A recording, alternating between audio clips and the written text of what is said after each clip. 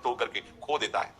ये छोटी छोटी परिचयां, छोटी छोटी कामनाएं, ये प्रारब्ध के अनुसार हैं। सुनो भरत भावी प्रबल, वशिष्ठ जी कह रहे, जिनको भगवान वशिष्ठ कहा जाता है, जो भगवान श्री राम के कुल गुरु पद पर विराजमान है, भगवान श्री राम को उपदेश कर रहे, वो भरत जी से कह रहे, सुनो भरत भावी प्रबल, बिलख कहो मुनिनाथ, हानि लाभ जीवन मरण जस अपजस विधियात। ये विधान पहले से हो चुका है। संतों के पास क्यों जाया जाता? विधान को मिटाने के लिए, पलट देने के लिए। तुम्हारे भाग्य में नहीं लिखा भगवत प्राप्ति, खूब अखंड भजन करोगे, ये नहीं लिखा है भाग्य में, ये कृपा से है। जब कृपा से साधु समागम मिला तो भव समुद्र से मुक्त होने का अवसर। जैसे आपके संतान नहीं हो रही, मत चिंता करो, आपका अंतिम संस्कार और पिंडदान जो पुत्र नहीं कर सकता वो गोपाल जी कर देंगे। गोपाल को अपना पुत्र मान लो और प्यार करने लगो, वो सब संभाल लेंगे। आपको लगता है कोई सेवा करने वाला तो हो? संसार का पुत्र कोई बिरला भगवत मार्ग में चलने वाला होगा जो माता पिता की सेवा प्राणपन से भगवत भाव से करता हो। नहीं, पढ़े लिखे देश विदेश बहुलिए घूम रहे हैं और माता पिता घर में वो अंदर से मोह में आसक्त जल रहे हैं और शरीर कार्य करने लायक नहीं रह गया। देखो ना, आप देखो, अगर गोपाल जी का तो जब वयोवृद्ध हुए श्रीधर बाबा, हम इसलिए उदाहरण देते हैं कि देखो भगवान के दासत्व की महिमा। उन्होंने किसी को मंत्र नहीं दिया, किसी को शिष्य नहीं बनाया, कभी जीवन में परिचय नहीं बनाया। ऐसे महापुरुष इतना बस एक गमछा टाइप लपेट लेते, पूरा ऐसे एक झोली टांग ली, एक छड़ी, बस कोई कह ही नहीं सकता था महात्मा बाहर के भाव से। नहीं, एकदम दैन्य किंचन। जब वृद्धावस्था आई, उठने लायक नहीं रह गए तो जानते हो, दसियों साधु होड़ लगती थी कि आज हम शौच धोएंगे। नहीं नहीं, तुमने कल धोया था। ऐसे जैसे बालक को मां शौच कराती है, ऐसे बाबा को शौच। कितनी सेवा, कौन करवा रहा है? हरि। ये गोपाल जी जिनको अपना मान लिए और अपने को गोपाल जी के चरणों में समर्पित कर दिए, अब उनके पितर क्या 21 पीढ़ियां तर जाएंगी। तो जैसे किसी के मन में हो कि पुत्र, शास्त्रों में आया है पुत्र नहीं होगा तो पुत्र नाम के नरक में, पुत्र का तात्पर्य संतान से होता है, कोई संतान होनी चाहिए, ऐसा गृहस्थ धर्म में शास्त्रों ने वर्णन किया है। एकादश स्कंद में भगवान ने कहा है जो मेरी भक्ति से युक्त हो जाता है वो सब ऋणों से मुक्त हो जाता है। मातृ ऋण, पितृ ऋण, देव ऋण, ऋषि ऋण, सब ऋणों से मुक्त, क्योंकि जीवन का परम लाभ प्रभु।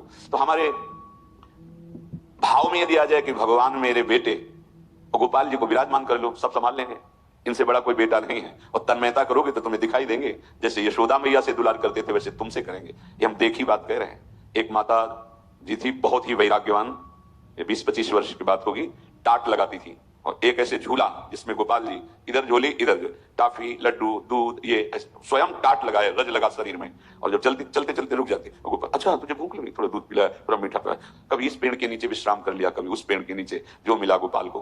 गोपाल की मां नाम से हमारे वृंदावन में प्रसिद्ध थी, गोपाल की मां। भगवान को जिस भाव से दुलार करो वैसे दुलार कर। तुम्हें ये चिंता नहीं करनी मेरा कोई नहीं, वास्तविक कोई नहीं, हरि के सिवा तुम जान नहीं पा रहे।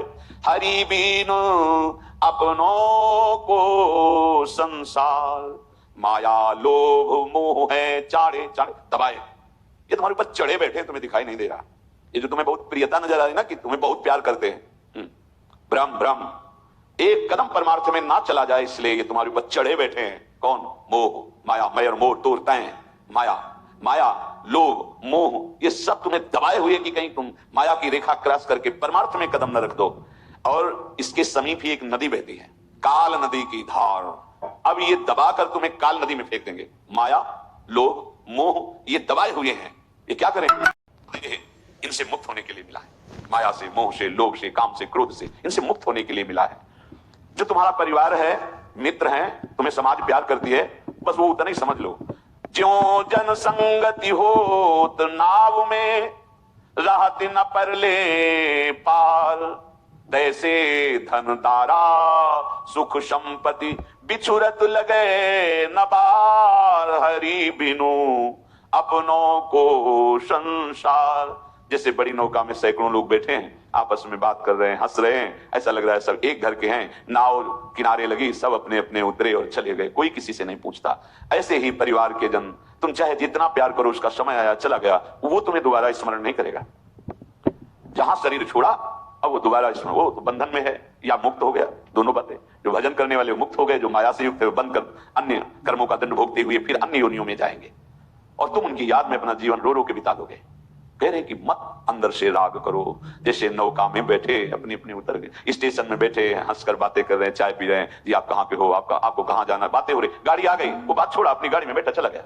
बात करते करते प्राण निकल गए, खाते खाते प्राण निकल गए, चल रहे हैं प्राण निकल गए, हंस रहे हैं प्राण निकल गए, नाच रहे हैं प्राण निकल गए। कितने ऐसे आपको? क्यों प्राण निकल गए? समय आ गया, समय रूपी गाड़ी में बैठे चले गए। कौन तुम्हें पूछता है? तुम राग किए हो तो जीवन बर्बाद करो। ऐसे ही ये धन, ये शरीर, ये संबंध, अगर आपने इनमें भगवत भाव भगवत समर्पण नहीं किया तो धोखे में तुम्हारा पूरा जीवन नष्ट हो जाएगा।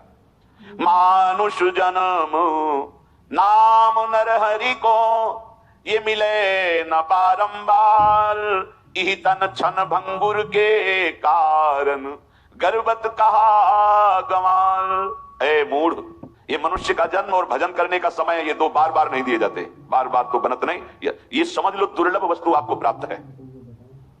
सुत दारा धन लक्ष्मी पापियों के घर होए, संत समागम हरि कथा तुलसी दुर्लभ। सूरदास जी कह रहे मानुष जन्म